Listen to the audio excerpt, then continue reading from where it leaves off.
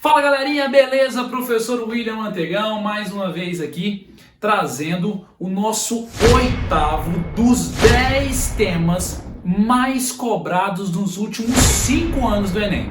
Se você não viu os vídeos anteriores, corre aí no canal, veja os vídeos, baixa o material, faça a sua revisão, aproveite e se inscreva no canal e deixe o seu like se gostar, beleza? Para de enrolação, bora pra aula, toca a vinheta!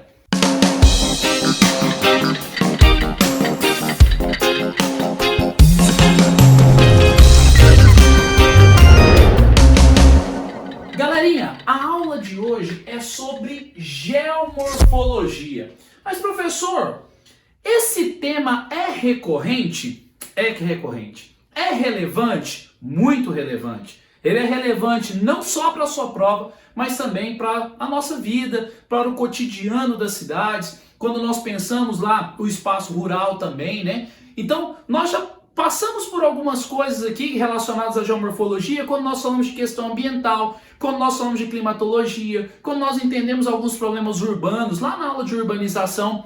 Mas agora, nós vamos falar um pouco da geofísica, esse bicho papão que chama a atenção, que às vezes causa ali aquele ripuno, né, no menino que não gosta da geografia, dessa área mais física. Bom, eu gosto muito da área da geofísica e acho que ela é muito importante, né, para nosso cotidiano e principalmente para você que vai fazer o Enem. Então bora lá? Quando nós pensamos aqui em geomorfologia, nós vamos lembrar aqui que é a área da ciência que estuda o relevo, observando suas formas e dinâmicas. Professor, mas o que é relevo? Relevo são as formas da crosta terrestre, beleza? E quais são os tipos de relevo? Nós temos aqui montanhas, planaltos, planícies e depressões. Lembrando que depressões nós temos dois tipos.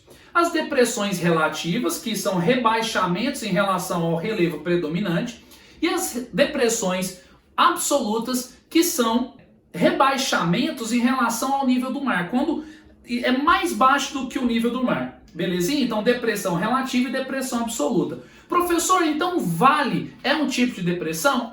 É uma área entre duas elevações. Beleza? Bom, quando nós falamos aqui de formas, nós entendemos as formas, e quando nós falamos de dinâmicas, as dinâmicas são os processos de arranjo e rearranjo desse relevo. Nós temos que entender que a natureza está em constante processo de transformação, constante processo de arranjo e rearranjo. E quando nós vamos entender essa dinâmica do relevo, essa dinâmica da geomorfologia, nós trabalhamos os agentes endógenos e os agentes exógenos. Quando nós falamos de agentes endógenos, são as forças internas que atuam na formação desse relevo. Alguns autores, alguns livros trazem aí como agentes formadores ou construtores. São as forças internas, endógenas. Então eu lembro do tectonismo. O que vem a ser tectonismo? Tectonismo são os movimentos das placas tectônicas. E aí eu quero que você lembre de movimento das placas, você vai lembrar lá de limites convergentes, divergentes, transformantes. E eu quero que você lembre também de orogênese. Oros, montanha, gênese, formação, que é quando tem um movimento horizontal em que uma placa acaba subindo, né, e a outra submergindo, né, um processo de subducção, e onde vai se formar relevo. Oros, montanha, gênese, formação, formação de montanhas. E também nós temos um movimento de epirogênese, que seria o movimento de soerguimento ou rebaixamento da placa tectônica, beleza? Nós vamos lembrar do vulcanismo. Vulcanismo é quando o magma consegue sair, né? Consegue chegar à superfície. Isso também forma relevo, porque esse magma, quando ele sai, ele vai solidificar formando no relevo. E nós temos os abalos sísmicos. Professor, mas tectonismo, abalo sísmico é a mesma coisa? Nem todo tectonismo vai promover o abalo, né? Mas o abalo sísmico é resultado de tectonismo. Mas o abalo sísmico estamos falando de terremotos. São choques de placas. Professor, qual a diferença entre terremoto e maremoto? O maremoto é quando ocorre um choque de placa, um terremoto, no fundo do mar e promove a agitação da água, fazendo então um maremoto, criando ali as ondas gigantes conhecidas como tsunamis. Beleza? Quando nós pensamos nos agentes exógenos, exógenos são as forças externas que atuam na modelagem do relevo, também chamado por alguns autores de agentes modeladores do relevo ou transformadores. Por isso que a gente coloca aqui como agentes erosivos. Aqui então eu tenho alguns agentes. A água, onde eu tenho as chuvas, e aí eu vou lembrar de erosão pluvial, efeito splash, né? Que seria essa onomatopeia, essa pancada da água no solo, efeito splash, vamos lembrar? Os rios, onde eu tenho a erosão fluvial, e as ondas, né? Que eu tenho o que nós chamamos de abrasão marinha, que vai formar as falésias. Então a onda vai batendo ali e vai desgastando o relevo.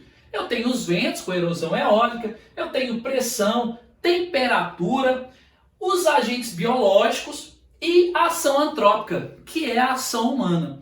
Tudo isso, gente, vai estar agindo ao mesmo tempo. Tanto os endógenos como os exógenos vão acontecer em um mesmo momento, porque o mundo é dinâmico. E eu quero chamar a atenção para vocês no último ponto, que é erosão.